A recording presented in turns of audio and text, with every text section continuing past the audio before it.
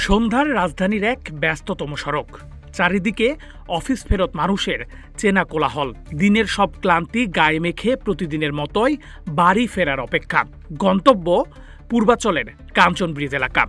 বাসের ভিড় এড়াতে কুড়িল বিশ্বরোড মোড়ে দাঁড়িয়ে একটি প্রাইভেট কারের অপেক্ষা করছিলেন এক বেসরকারি ব্যাংকের ম্যানেজার মোহাম্মদ কামরুজ্জামান। হঠাৎই সামনে এসে থামে একটি সাদা রঙের প্রাইভেট কার। গন্তব্য আর ভাড়া মিলে যাওয়ায় কোনো কিছু না ভেবেই নিশ্চিন্ত মনে গাড়িতে উঠে বসেন তিনি। বাহিরের দৃশ্যটা একেবারে স্বাভাবিক মনে হলেও ভেতরে ওত পেতেছিল চরম বিপর্যয়। পেছনের সিটে আগে থেকেই যাত্রী সেজে বসেছিল অপহরণকারীরা। জীবন অবাক না করলে কে করবে? 28% মিল্ক ফ্যাটের অবাক করার সাথে ফ্রেশ মিল্ক পাউডার। জীবন অবাক করুক প্রতিদিন। গাড়িতে ওঠার কিছুক্ষণের মধ্যেই প্রকাশ পায় সেই ছদ্মবেশীদের আসল রূপ। অস্ত্র আর শক্তির মুখে মুহূর্তেই জিম্মি করা হয় ওই ব্যাংক কর্মকর্তাকে। চলন্ত গাড়িতেই চলে মানসিক ও শারীরিক নির্যাতন। গাড়িটি রাজধানীর 300 ফিট সহ বিভিন্ন এলাকায় ঘুরে বেড়াতে থাকে, আর একে একে ছিনিয়ে নেওয়া হয় সেই ব্যাংক ম্যানেজারের কাছে থাকা নগদ টাকা ও 3টি মোবাইল ফোন। কিন্তু এতেও ক্ষান্ত হননি অপহরণকারীরা।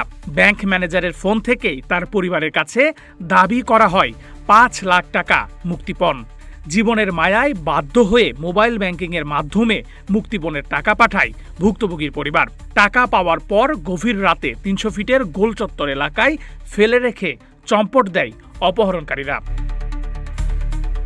ভয়াবহ এই অভিজ্ঞতার পর ভুক্তভোগী দ্বারস্থ হন খিলক্ষেত থানা পুলিশের। অভিযোগ পাওয়ার পরপরই ছায়া তদন্তে নামে পুলিশ।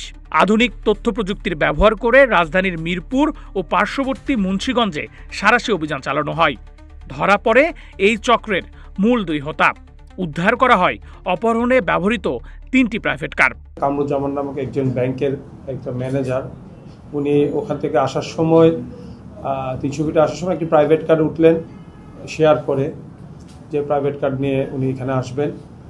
কিন্তু পথে ওনাকে ওনাকে বেঁধে হাত মুখ বেঁধে নিয়ে গিয়ে 5 লক্ষ টাকা পরিবারের কাছ থেকে নিয়েছে এবং এভাবে ঘুরিয়ে তাকে আরও কিছু টাকা পয়সা নিয়ে তাকে পথে ফেলে দিয়ে চলে গেছে।